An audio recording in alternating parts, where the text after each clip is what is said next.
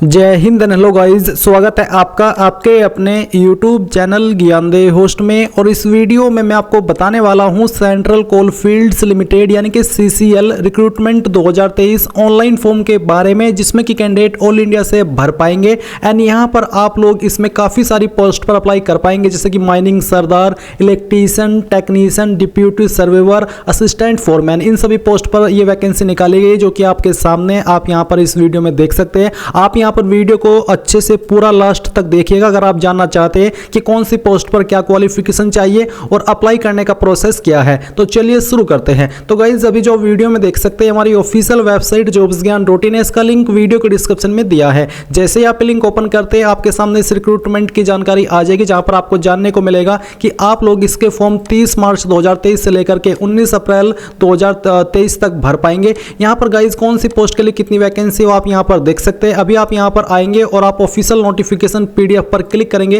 तो आपके सामने PDF आ जाएगा, जहां पर आपको एक महत्वपूर्ण जानकारी जानने को यह मिलेगी कि इसमें ओनली SC ST और OBC कैंडिडेट ही अप्लाई कर पाएंगे। अगर आप जनरल है तो आप इसमें अप्लाई नहीं कर सकते। यहां पर गाइज कौन सी पोस्ट के लिए कितनी वैकेंसी है और क्या आपको स्टाइपेंड उस पर दिया जाएगा, सैलरी क्या दी जाएगी पर डे, वो आप यहां पर देख सकते हैं। ये सभी चेक करने के बाद में आप यहां पर थोड़ा सा नीचे आएंगे तो आप देखेंगे आपको क्वालिफिकेशन की जानकारी दी है। अब गाइज मैं आपको बताने वाला हूं CRPF constable tradesman best book के बारे में, जो कि SK बुक्स की है। और SK बुक्स अगर आपको नहीं पता तो इंडिया का one of biggest book publication house है। तो आप इनकी बुक्स के ऊपर बिल्कुल भी संदेह नहीं कर सकते, क्योंकि ये बेस्ट क्वालिटी की बुक्स आपको प्रोवाइड कराते हैं। तो इन्होंने आपकी CRPF कांस्टेबल ट्रेड्समैन की बुक जारी कर दी है, जो कि आप इंग्लिश और हिंदी दोनों के अंदर परचेज कर सकते हैं। इसी के साथ में इनका प्रैक्टिस पेपर भी आता है, आप यहाँ पर देख सकते हैं। ये भी आप इंग्लिश और हिंदी के अंदर परचेज कर पाएंगे। इस प्रैक्टिस सेट के अंदर आपको 26 पेपर देखने को मिलेंगे, जिनके माध्यम से आप अपनी एग्जाम की प्रिपरेशन और भी अच्छे तरीके से और बेहतर तरीके से कर पाएंगे। तो अगर आप CRPF कांस्टेबल ट्रेड्समैन एग्जाम को क्रैक करने के लिए बेस्ट बुक ढूंढ रहे हैं तो ये बुक आपके लिए बेस्ट होने वाली है। आप इस बुक को परचेज कर सकते हैं वीडियो के दिए गए डिस्क्रिप्शन लिंक से। एंड अगर आपका कोई भी सवाल डाउट हो इस बुक को परचेज करने में या फिर किसी अन्य जानकारी को लेकर के, तो आप कमेंट के माध्यम से पूछ सकते हैं। तो जाइए इस बुक को परचेज कर लीजिए और अपनी तैयारी को और भी स्पीड दे दीजिए। जैसे कि माइनिंग सरदार पर अप्लाई करने के लिए एग्जैक्टली क्या क्वालिफिकेशन मांगी है वो जानकारी आप यहां पर हिंदी और इंग्लिश दोनों के अंदर देख सकते हैं। जिनके पास ये एग्जैक्ट क्वालिफिकेशन होगी वही इसमें अप्लाई करने के लिए एलिजिबल हो पाएगा। तो आप यहां पर पोस्ट वाइज देख लीजिए कि कौन सी पोस्ट पर क्या क्वालिफिकेशन चाहिए। बेसिकली माइनिंग सरदार पर 10वीं क्वालिफिकेशन और बाकी के जो सर्टिफिकेट है या फिर जो आपसे ये अन्य चीजें मांगी वो मांगी गई है, बिना इनके आप अप्लाई नहीं कर पाएंगे। तो ये सभी जानकारी चेक करेंगे। चेक करने के बाद में यहाँ पर अगर आप इसमें एलिजिबल है और आपका इंटरेस्ट है फॉर्म को फिल करने का, तो आप यहाँ पर आगे जान लीजिए कि कैसे आपको फॉर्म भरना है। इसमें एज आपकी 18 से 35 साल के बीच रखी गई है और SC ST के लिए कोई फीस नहीं है, सिर्फ OBC को ही 200 रुपये फीस पे करनी है। अब यहाँ पर आप आएंगे और आपको अप्लाई ऑनलाइन लिंक पर क्लिक करना है। इस पर क्लिक करने के बाद में ये वेबसाइट आपके सामने आ जाएगी जहाँ से आपको अप्लाई करना है।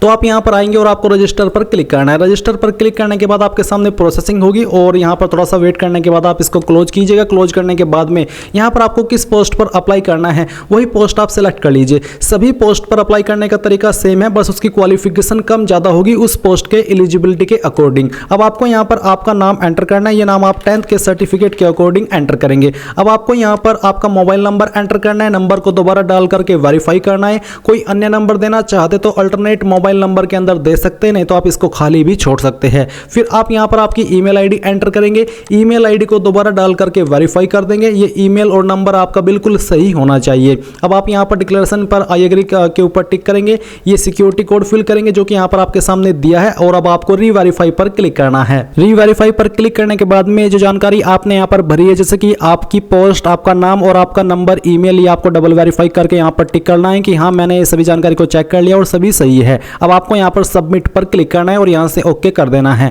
ओके करने के बाद में आपका यहाँ पर रजिस्ट्रेशन हो चुका है, आपको यहाँ पर रजिस्ट्रेशन नंबर मिल चुका है। आप इसको क्लोज करेंगे। क्लोज करने के बाद में आपको गो टू एप्लीकेशन पर क्लिक करना है। इसके बाद आपके सामने फिर से प्रोसेसिंग होगी जहाँ पर आपको बेस्ट ब्राउजर रिकमेंड किए जाते हैं। तो आप यहाँ पर इसको होने दीजिए और फिर यहाँ से आप इसको क्लोज कर दीजिए। क्लोज करने के बाद में यहाँ पर अब आपको अपनी अन्य जानकारी फिल करनी है। जैसे कि यहाँ पर है आपका जेंडर, तो जो भी आपका जेंडर है मेल, फीमेल या ट्रांसजेंडर वो आपको सिलेक्ट करना है। डेट ऑफ बर्थ आपकी क्या है वो आप यहाँ पर कैलेंडर के ऊपर क्लिक करेंगे और जो भी आपका ईयर है पहले आपको ईयर सेलेक्ट करना है, फिर इसके बाद में आप यहाँ से आपका मंथ और इसके बाद में डेट, तो आपकी डेट ऑफ बर्थ आ जाएगी। नेशनलिटी में आप सिटीजन ऑफ इंडिया सेलेक्ट कर लेंगे। रिजर्वेशन कैटेगरी आपकी कौन सी है, जैसे कि मैंने कहा कि इसमें ओनली ओबीसी SC ST वाले ही अप्लाई कर पाएंगे। तो चलिए मैं यहाँ पर इस फॉर्म को डेमो के लिए भर रहा हूँ, इसलिए SC सेलेक्ट करता हूँ ताकि मुझे कोई फीस पे ना करनी पड़े। बट जो कैंडिडेट SC ST इस फॉर्म को भर रहे हैं उनको बोला है please click to download SC ST declaration. आप यहाँ पर इसके ऊपर क्लिक हेयर पर क्लिक करेंगे और आपके सामने यहाँ पर एक डिक्लेरेशन है, आप इसको डाउनलोड कर लेंगे। ये डाउनलोड करने के बाद में आप यहाँ पर इसको चेक कर लीजिए और चेक करने के बाद में गाइज बेसिकली जो आपका सर्टिफिकेट है वो सेंट्रल का होना चाहिए। अब आप यहाँ पर सर्टिफिकेट इशूड बाई, किसके द्वारा आपका सर्टिफिकेट इशू किया है, SDM, तहसीलदार, मजिस्ट्रेट, नायब तहसीलदार, इन पोस्ट के अधिकारी द्वारा आपका सर्टिफिकेट इशू होता है। आपको उसी पोस्ट का नाम यहाँ पर लिखना है जिसके द्वारा ये जारी हुआ है और फिर आप यहाँ पर आपका सर्टिफिकेट इशू डेट क्या है वो आपको सिलेक्ट कर लेनी है। इस तरह से आप इसको सिलेक्ट करेंगे जैसे कि मैं आपको सिलेक्ट करके दिखा रहा हूँ। अब आपको बताना कि आपका जो सर्टिफिकेट है वो कब तक वैलिड है, अगर है तो आप यहाँ पर इसके ऊपर टिक कीजिए। इसके बाद में गाइज यहाँ पर आपकी पर्सनल डिटेल्स दी गई है। अब आपको यहाँ पर जो आपका फादर नेम है वो एंटर करना है, ये भी 10th के सर्टिफिकेट के अकॉर्डिंग एंटर करेंगे। आपकी मदर्स का नेम आपको एंटर करना है। मैरिटल स्टेटस बताना कि मैरिड हो अनमैरिड हो जो भी है वो आप सिलेक्ट कर लीजिए।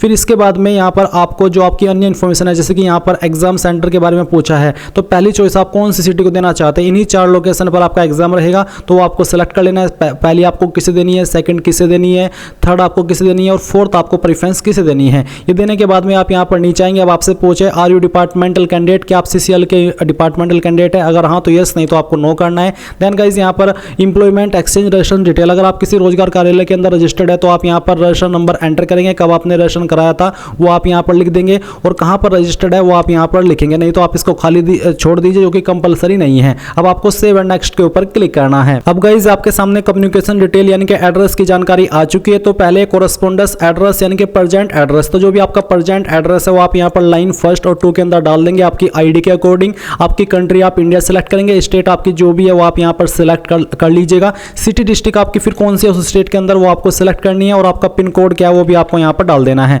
नीचे आपसे पूछेगी कि आपका परमानेंट एड्रेस और जो कोरस्पोंडेंस यानी कि प्रेजेंट एड्रेस है क्या वो सेम है, अगर एक ही है तो आप यहाँ पर यस कर देंगे, बट अगर अलग है तो नो करके अलग से आपको अपना एड्रेस भर देना है और फिर आपको सेव एंड नेक्स्ट के ऊपर क्लिक करना है। अब आपके सामने यहाँ पर आती है क्वालिफिकेशन एंड एक्सपीरियंस की जानकारी। तो सबसे पहले 10th की इन्फॉर्मेशन, तो आप यहाँ पर नेम ऑफ बोर्ड के अंदर बताएंगे किस बोर्ड से आपने आपकी 10वीं की है, उस बोर्ड का नाम आपको यहाँ पर बेसिकली एंटर करना है। देन गाइज आपको बताना कि आपने किस महीने और किस साल के अंदर आपकी जो 10वीं पास की है। आप यहाँ पर इस तरह से कैलेंडर के ऊपर क्लिक करेंगे, फिर यहाँ से आपको आपका ईयर बताना है, फिर यहाँ से आपको मंथ बताना है। तो इस तरह से आपका जो month and year of passing है वो आ जाएगा। नेम ऑफ इंस्टीट्यूट यानी आपने कौन से स्कूल या फिर कॉलेज से आपकी 10वीं की है उस स्कूल कॉलेज का नाम आपको यहाँ पर एंटर करना है। डिसिप्लिन स्ट्रीम, तो आप यहाँ पर इसमें ऑल सब्जेक्ट लिख देंगे क्योंकि ये चीज़ इसके ऊपर एप्लीकेबल नहीं होती, ये स्ट्रिक्टली 12th वाले सेक्शन पर लागू होती है। नेम ऑफ कोर्स, तो यहाँ पर आपको बताना कि अगर आपने रेगुलर किया तो आप फुल टाइम सेलेक्ट कर लेंगे। Please select any of the following, आपके नंबर किसके अंदर थे, परसेंटेज या फिर CGPA। जैसे कि मेरे परसेंटेज थे, मैंने परसेंटेज सेलेक्ट किया। अब आपको बताना है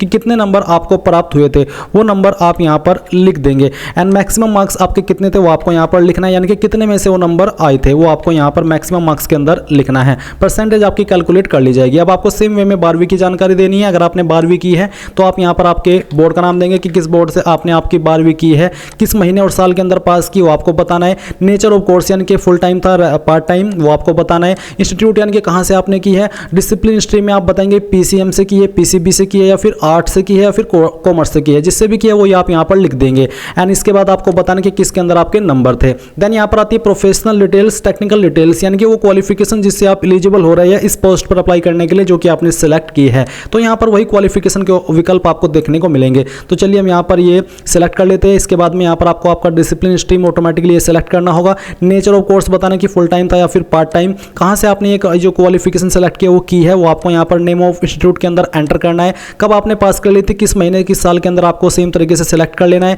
फिर आपको बताना है प्लीज सेलेक्ट यानी कि नंबर आपके किसके अंदर थे। जैसे कि मैंने परसेंटेज सेलेक्ट किया, अब आपको यहाँ पर बताना है आपके जो टोटल मार्क्स ऑब्टेन्ड थे वो कितने थे। यहाँ पर एग्जांपल के लिए नंबर में फिल करके आपको दिखा रहा हूँ। अब आपको यहाँ पर आपके मैक्सिमम नंबर लिखने और परसेंटेज आपकी आ जाएगी। कोई अन्य क्वालिफिकेशन आपके पास अगर है तो आप यहाँ पर डिग्री नेम के अंदर उसका नाम दे देंगे और बाकी की जानकारी ऐसे ही भरेंगे जैसे कि अभी आपने 10th 12th की जानकारी भरी है। अब आती है सर्टिफिकेट डिटेल, जहाँ पर जो भी पोस्ट पर आप अप्लाई कर रहे हो उस पर जो अन्य सर्टिफिकेट मांगे हैं उसी से जुड़े हुए आपके सामने सवाल आएंगे। जैसे कि आपके पास ये वैलिड माइनिंग सरदार सर्टिफिकेट है, अगर हाँ तो आप यहाँ पर यस करेंगे।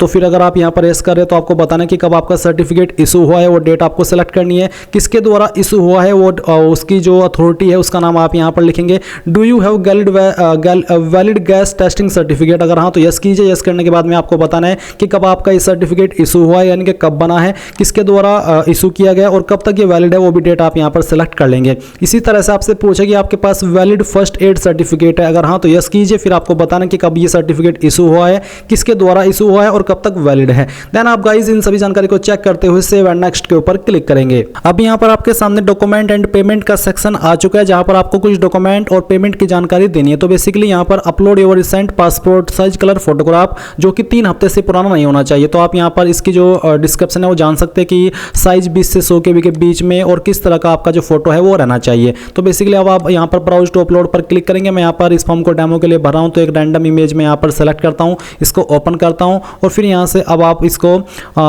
देखेंगे फाइल आपकी अपलोड हो चुकी है, आप इसको क्लोज कर देंगे। फिर आप व्यू अपलोडेड फोटो के ऊपर क्लिक करके इसको व्यू करेंगे कि सही से फाइल अपलोड हुई है या फिर नहीं हुई है। देन गाइज आपको यहाँ पर जो आपका सिग्नेचर है वो अपलोड करना है। इसका साइज भी आपका 20 से 100 KB के बीच में रखा है, जहाँ पर भी फाइल है वो सेलेक्ट कीजिए, यहाँ से ओपन कीजिए और इसको क्लोज कर दीजिए। फिर आप व्यू के ऊपर क्लिक करके इसको भी व्यू कर लीजिए। देन गाइज आपको यहाँ पर आपका जो मैट्रिकुलेशन यानी कि 10th का सर्टिफिकेट है वो अपलोड करना है DOB के प्रूफ के रूप में। वही पार्ट आपको यहाँ पर अपलोड करना है जिस पर कि आपकी डेट ऑफ बर्थ दी गई हो, और इसका जो फॉर्मेट है वो आपका यहाँ पर PDF का भी रखा है, यानी कि आप इसको PDF फाइल में भी अपलोड करना चाहे वो कर सकते हैं। तो जहाँ पर भी आपकी फाइल है वो आप सेलेक्ट कीजिए, यहाँ से ओपन कीजिए एंड गाइज आप यहाँ पर देखेंगे इसका साइज 100+ के भी रहना चाहिए। तो हम इस फाइल को सेलेक्ट करते हैं और यहाँ से इस तरह से हम इसको क्लोज कर देते हैं और फिर आप यहाँ पर व्यू के ऊपर क्लिक करके इसको व्यू भी कर सकते हैं। देन गाइज आपको यहाँ पर जो आपका प्रोफेशनल टेक्निकल डिग्री सर्टिफिकेट है, जैसे कि डिप्लोमा डिग्री या फिर ITI, वो आप यहाँ पर अपलोड करेंगे। गैस टेस्टिंग सर्टिफिकेट आपको अपलोड करना है, कास्ट कैटेगरी सर्टिफिकेट यहाँ पर अपलोड करना है, माइनिंग सरदार ओवरमैन सर्टिफिकेट यहाँ पर अपलोड करना है और फर्स्ट एड का सर्टिफिकेट यहाँ पर अपलोड कर देना है।